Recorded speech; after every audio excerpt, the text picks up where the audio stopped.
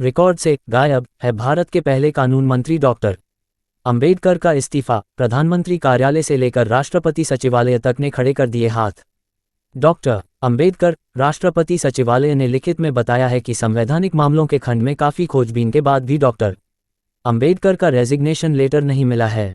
Doctor Ambedkar अगस्त 1947 से लेकर अक्टूबर 1951 तक भारत के कानून मंत्री थे।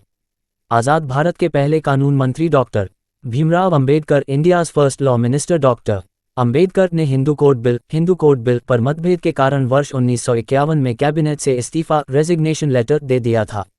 इस्तीफा 11 अक्टूबर 1951 को मंजूर भी हो गया था, लेकिन अब वह त्यागपत्र रिकॉर्ड से गायब, मिसिंग फ्रॉम रिकॉर्ड्स है।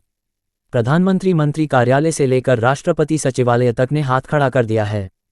क्या है पूरा मामला? द हिंदू की एक रिपोर्ट के मुताबिक प्रशांत नाम के एक व्यक्ति ने सूचना के अधिकार अधिनियम 2005 के तहत तत्कालीन राष्ट्रपति डॉक्टर राजेंद्र प्रसाद द्वारा स्वीकार की गई डॉक्टर अंबेडकर के त्यागपत्र की प्रमाणित प्रति मांगी थी। प्रशांत ने अपनी याचिका में ये जानकारी भी मांगी थी कि आखिर डॉक्टर अंबेडकर ने कानून मंत्री के पद से इस्तीफा क्यों दिया था।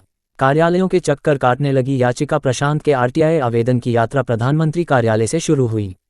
पीएमओ ने याचिका को कैबिनेट सचिवालय भेजा और याचिकाकर्ता को बताया कि डॉक्टर अंबेडकर का इस्तीफा 11 अक्टूबर 1951 को स्वीकार हुआ था।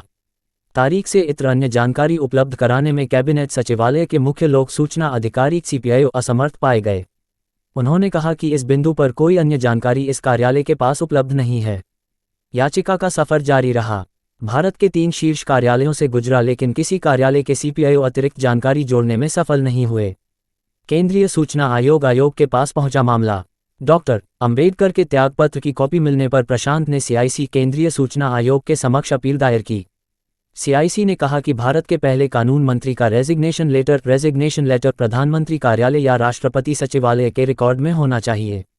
इसके पीछे उन्होंने तर्क दिया कि इन्हीं 2 कार्यालयों के पास मंत्रिमंडल के किसी मेंबर के इस्तीफे को स्वीकार या अस्वीकार करने का एकमात्र प्राधिकारी हैं।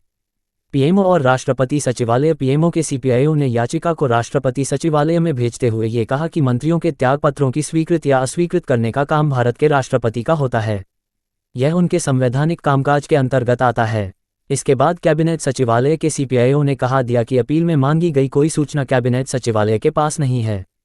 हमने इसके लिए संवैधानिक मामलों के अनुभाग में खोजबीन की, लेकिन याचिकाकर्ता द्वारा मांगा गया दस्तावेज नहीं मिला। रिकॉर्ड पर कोई जानकारी उपलब्ध नहीं है।